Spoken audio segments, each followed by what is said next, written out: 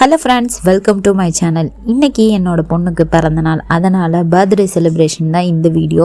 காலையிலேருந்து நாங்கள் birthday celebration என்னென்ன பண்ணுறோன்றத ஒரு வீடியோவை எடுத்திருக்கோம். வாங்க இந்த வீடியோவை பாருங்கள். அது மட்டும் இல்லாமல் காலையில் எழுந்திரிச்சோன்னே குளிச்சுட்டு காலையில் போய் கடவுளை கும்பிடணுன்ட்டு போய் பண்ணாரியம்மன் கோயிலுக்கு போயிட்டோங்க. எங்கள் வீட்டு பக்கத்தில் உள்ள பண்ணாரியம்மன் கோயிலுக்கு தாங்க போனோம். போய் சாமியை பார்த்து கும்பிட்டுட்டு அர்ச்சனையெல்லாம் பண்ணிவிட்டு திருப்பி வீட்டுக்கு வந்தோடனே என் பொண்ணு நாள் நைட்டே சொல்லிட்டா, ஏம்மா எனக்கு காலையில் சாப்பாடு பூரி தாம்மா வேணும் அப்படின்னு சொல்லிட்டா. சரின்ட்டு அவளுக்கு பூரியும் சன்னா மசாலாவும் ரெடி பண்ணியாச்சு. மத்தியானத்துக்கும் என்ன ரெசிபி வேணும்னு சொல்லிட்டாங்க. அதாவது வெஜ் பிரியாணியும் காலிஃப்ளவர் ஃப்ரையும் வேணும்ட்டாங்க. சரி அப்படின்ட்டு எப்போயுமே எங்கள் வீட்டில் பார்த்தீங்கன்னா பர்த்டேனா என்னென்ன சமைக்கணும் அப்படின்றத அவங்க தான் லிஸ்ட்டு கொடுப்பாங்க. அந்த இதுதான் நம்ம சமைச்சு கொடுக்கணும். அதனால் இந்த வட்டமும் பார்த்திங்கன்னா காலையில் என் பொண்ணுக்கு பிடிச்சது பூரி தான். அதனால் காலையில் பூரி செஞ்சாச்சு. மத்தியானத்துக்கு பார்த்திங்கன்னா வெஜ் பிரியாணியும் காலிஃப்ளவர் ஃப்ரையும் கேட்டாங்க. சரின்ட்டு வச்சு கொடுத்தாச்சுங்க. வச்சு கொடுத்துட்டு அப்புறமேல் சாயந்தரம் ஆனோடனே என் பொண்ணு எப்பயுமே கேட்க மாட்டா. இந்த தடவை என்னமோ தெரில, அதிசயமாக கேக் கேட்டா. எப்போ எங்கள் வீட்டில் கேக்குன்னு பார்த்திங்கன்னா கேசரியை ரெடி பண்ணி அதை கேக் மாதிரி டெக்கரேஷன் பண்ணி அதுதான் கேக்குன்னு சொல்லுவோம். இந்த தடவை கொஞ்சம் வளர்ந்தனால எங்களுக்கு கேக் வேணும் அப்படின்ற மாதிரி வந்துட்டாங்க. சரி அப்படின்னு சொல்லிட்டு நாங்களும் வாங்கி கொடுத்துட்டோம். வாங்கி கொடுத்துட்டு நாங்கள் எங்கள் வீட்டு பக்கத்தில் உள்ள குழந்தைங்கள வச்சு தான் எப்போயுமே கேக் வெட்டுவோம். அதே மாதிரி தான் இந்த வட்டமும் எங்கள் வீட்டில் எல்லாத்தையும் கூப்பிட்டு வச்சு கேக் வெட்டினோம்.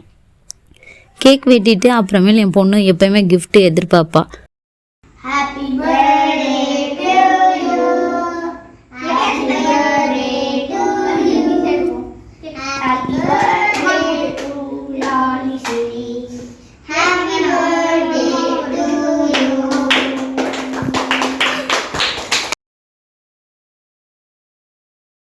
அதனால் அவளுக்கு பிடிச்ச கிஃப்ட்டு என்னென்ன வாங்கியிருக்கோன்றதை பாருங்கள். அவள் எப்போயுமே அது வேணும் இது வேணும்லாம் கேட்க மாட்டாள். ரொம்ப பெரிய பொருளுக்கெலாம் ஆசைப்பட மாட்டாள். சின்ன சின்ன திங்ஸுக்கு தான் ரொம்ப ஆசைப்படுற பிள்ளை. அதுவும் முக்கியமாக பார்த்திங்கன்னா பலூனுக்கு தான் ரொம்ப ஆசைப்படும். அதனால் நானும் என் பையனும் 6 பலூன் வாங்கிட்டோம். அது மட்டும் இல்லாமல் யூனிகார்ன் அந்த ஸ்டிக்கர் அது ஒன்று வாங்கிட்டோம். அப்புறம் ஸ்கூலுக்கு யூஸ் ஆகுமேன்ட்டு பாக்ஸ் வாங்கிட்டோம்.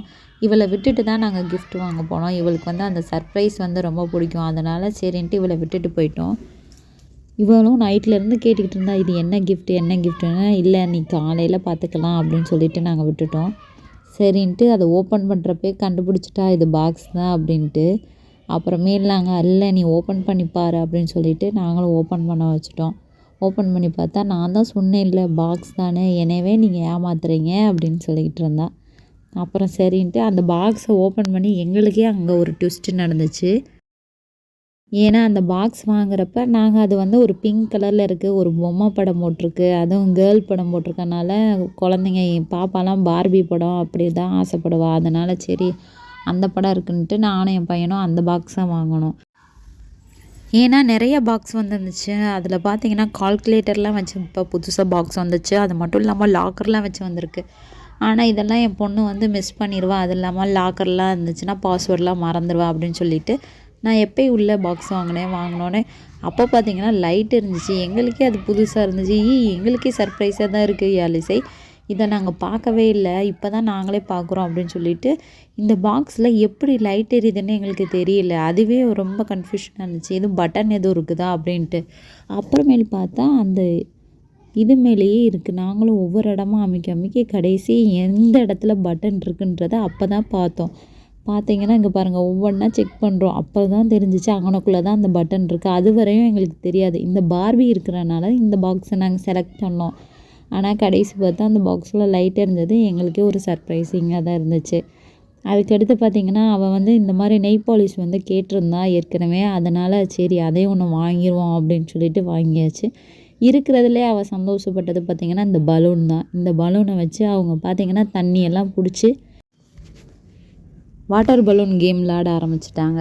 அப்புறம் இந்த யூனிகார்ன் ஸ்டிக்கர்லாம் எடுத்து ஒட்ட ஆரம்பிச்சிட்டா. இது ஒரு நெய் பாலிஷ். இது தாங்க இவளோட கிஃப்ட் இந்த வருஷத்துக்கு. பர்த்டேக்கு புது ட்ரெஸ் எடுக்கிற பழக்கம்லாம் கிடையாதுங்க எங்கள் வீட்டை பொறுத்தவரையும்.